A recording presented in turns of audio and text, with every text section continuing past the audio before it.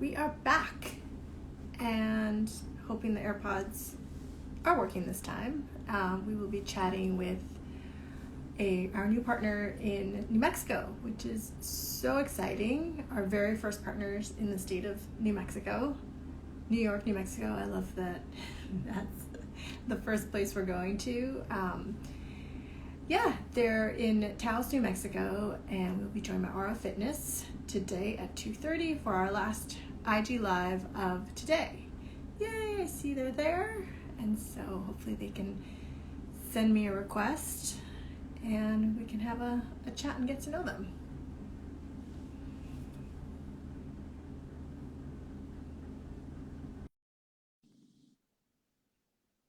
Let's see if IG Live. Hello. Hi, let's see. I'm trying to figure out which screen to look at. Looks like it's Always a challenge. it is. Okay, I think if we do that, that works. Well, before you get too settled, are you in your studio right now? I'm actually not. Oh, I know there's a class happening in the studio at this moment, and so I realized that while that's lovely and wonderful for the studio, it means I don't get to show it off. I was going to say, take me on a little tour, but I can't always say that because people, they position their camera perfectly. And then I'm like, take it and move it around. And they're like, ah. Right, right. It probably worked out fine. So is this your home? Oh my goodness, your wall is beautiful. Oh, thank you. This is my home. And I do teach a couple of my online classes from home occasionally. So it's nice to have that option and a space available for that as well. Isn't it? I mean, were you able to do that before the pandemic, or is that something that is one of the weird side effects silver linings that we can enjoy? Yeah, no, I was actually fairly technophobic before the pandemic. Yeah. And so when we had to close the studio at the very beginning, one of my co-teachers, just an amazing teacher in my studio, Ashley Byer, she said, Aura, we have to learn Zoom. We've got to do this and take our classes online. And so we did, and it was a funny, steep learning curve. But we made the best of it. And, it has been a real silver lining. And even though we are back to offering classes live in the studio now, we are going to keep our online classes flowing because they've just been such a great additional option for everyone. And I have to say, Friday mornings I teach from my home, and it just feels like it feels so indulgent. I'm like, the door? What is this? So, yeah. Is your home near your studio? So did that also cut your commute time in half? So you get that half Yeah, hour back or? our home is near my studio. It's just about a 7-minute drive. So it's not a big deal to go into the studio. And I did continue to teach from the studio just because the setting is so gorgeous for the time that we were online. But it's nice to have the option. It's good. I mean, and I love the fact that now I can take a class in New Mexico from New York City. I mean, that is an amazing thing that we can do that we were never able to do before. And it's just, it's exciting. And we get to meet all these new teachers and all these new studio owners. And so I mean, one of the things that I'm grateful that we've been able to do is in this new world we're in. Yeah, I totally agree. I've got students that take class from Chicago and from Texas and Denver, Yeah. New York, and it's just been wonderful to stay connected with our friends that had to move or that live Yeah. other places. And so, yeah, it's been a wonderful way to just expand everybody's horizons and connections. So how is it now in New Mexico? Because I know every state has had a very unique experience through this pandemic. In New York, we're just now reopening everything. The masks are coming off. Everyone's cautiously optimistic and getting back into the studios. I mean, Omicron hit us pretty hard here in New York. How was it where you guys were? It was very similar here. New Mexico and New York seem to be on par with a lot of the same level of restrictions and time frames for how we moved forward. So like you, we are also just opening up. Masks just came off. In the studio right now, they're optional. So you're not required to wear one anymore, but some folks certainly are, just for their own comfort, which is fine. So yeah, it's been a slow toe in the water re-entry as we've found our way back into people in the studio and being able to unmask for class. And um, we are also cautiously optimistic. I really want to be hopeful, but Omicron was tough. Small town with a very small community hospital, and it was challenging for us here. Oh, wow. Yeah. Yeah, that's right. I mean, even in a big city when we're overwhelmed, at least we have multiple hospitals. But yeah, Taos is a small town and you don't think about these things. How long was your studio open before March 2020? Have you Uh, been around for a while? yeah, let's see. So 15 years Oh, in, okay. we opened in 2005. So Oh, wow.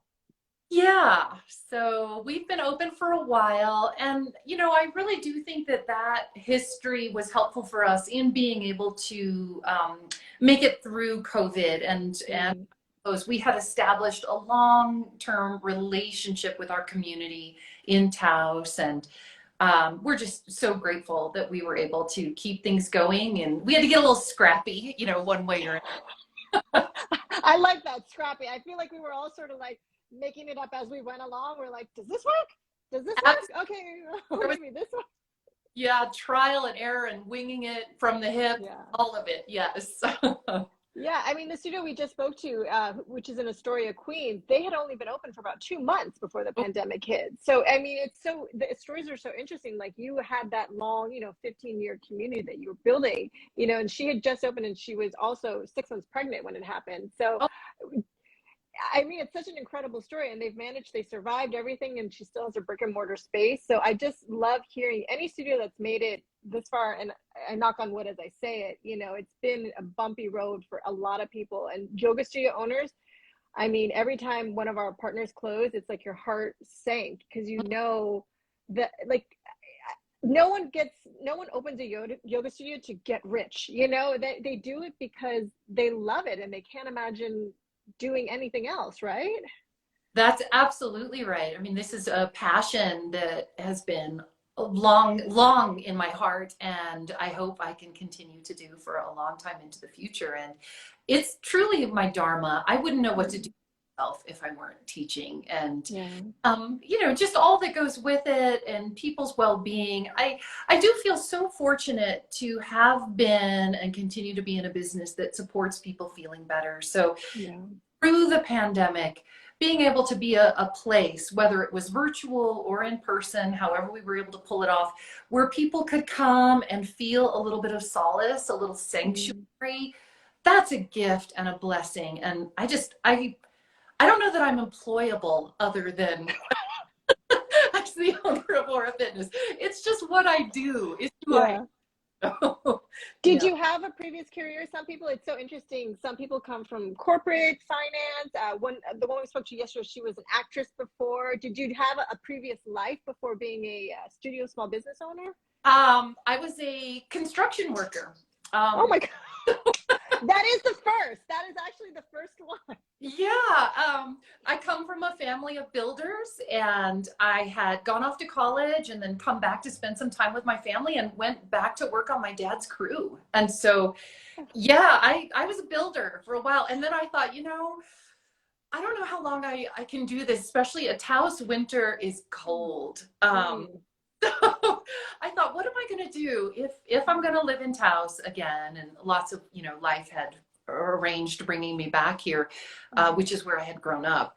Mm. How will I earn a living? And so I actually had been very involved in fitness. I was a college athlete, and so I became a personal trainer, which was a really easy transition for me, just putting my knowledge to work in a different way.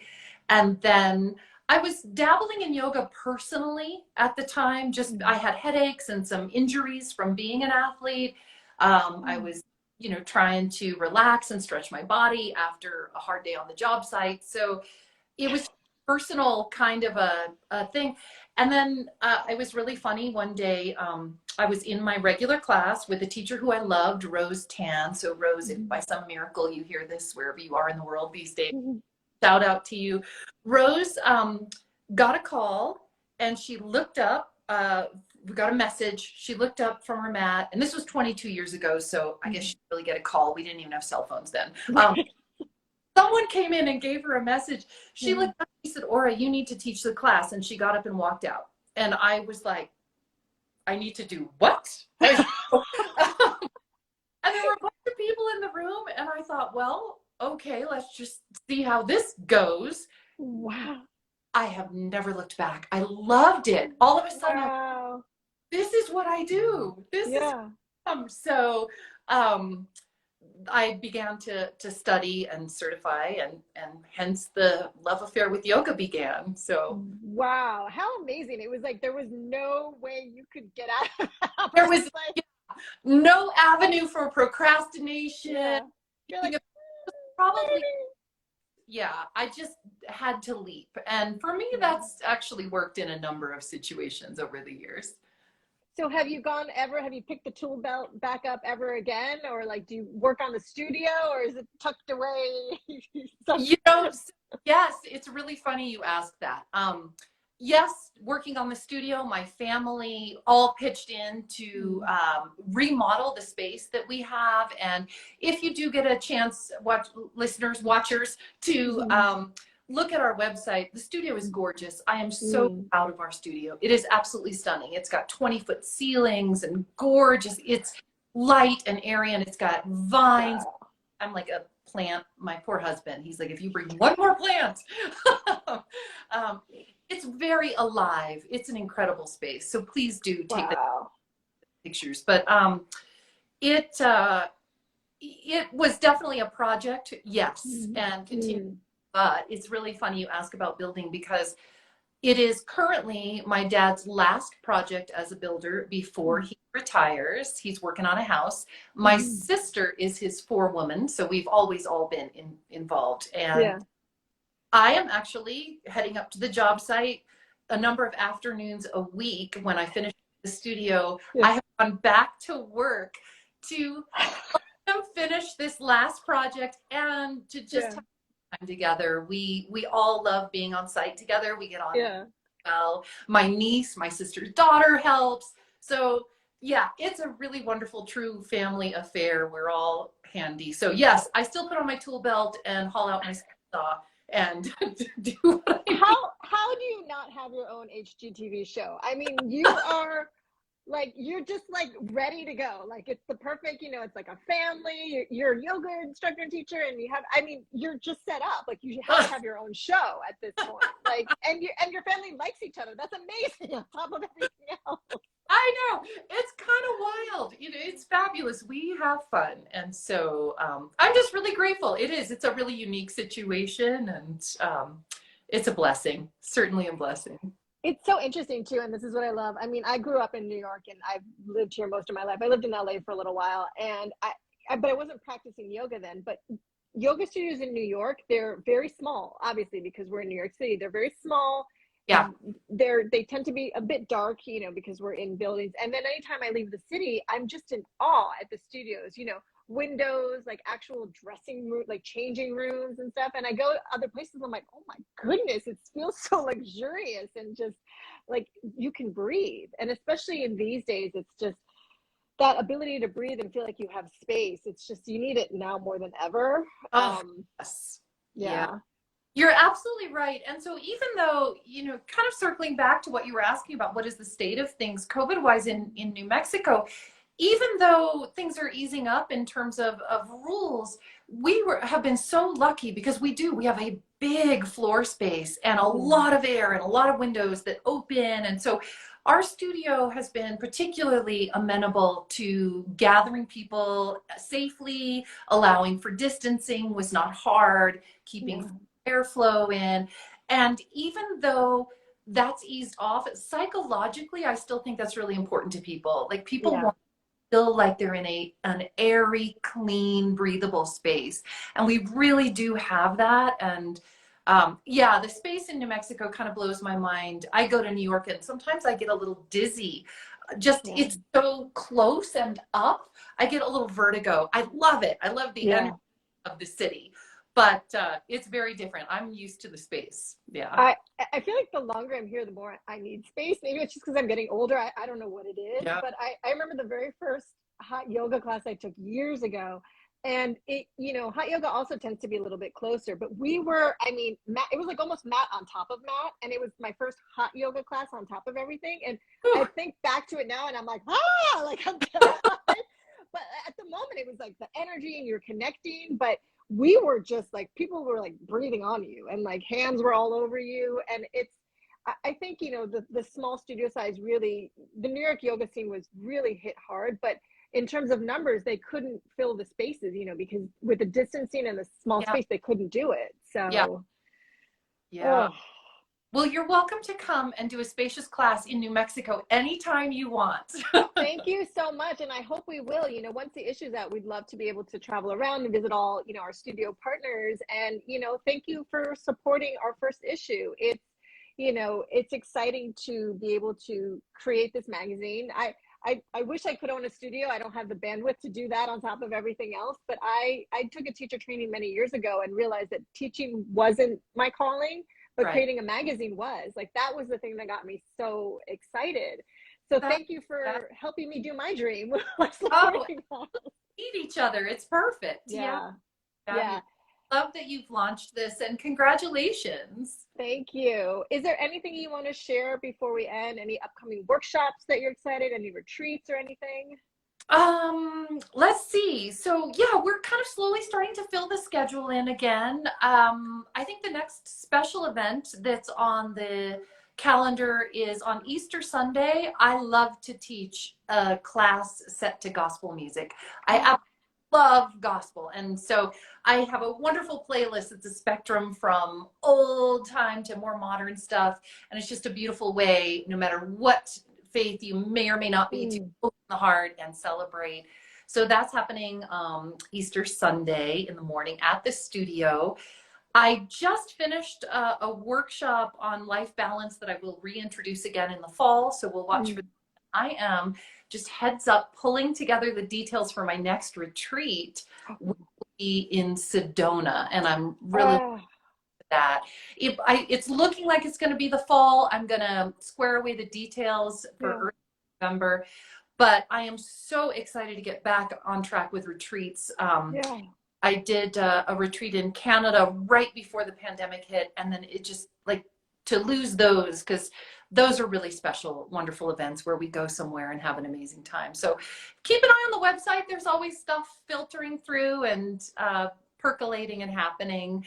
And I love it. And Sedona, I've never been to Sedona, and I've just heard amazing things about Sedona. Have you been already? Have you already done a retreat? I have. Or, been researching as I can. So it's really important to me to try to be wherever I'm going to lead a retreat and get the lay of the land and the feeling. That really informs the theme of the retreat and how it will unfold, because I like to harmonize with nature and bring in as many local elements as possible.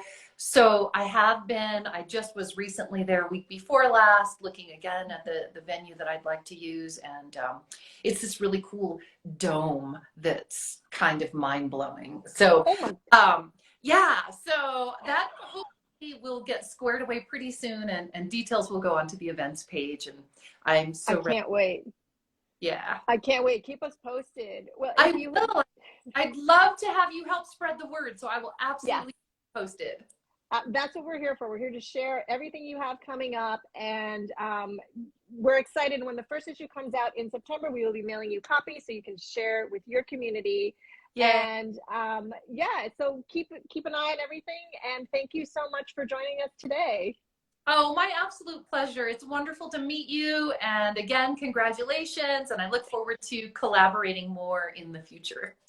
Sounds good. Have a great day. Awesome. You too. Bye. Bye.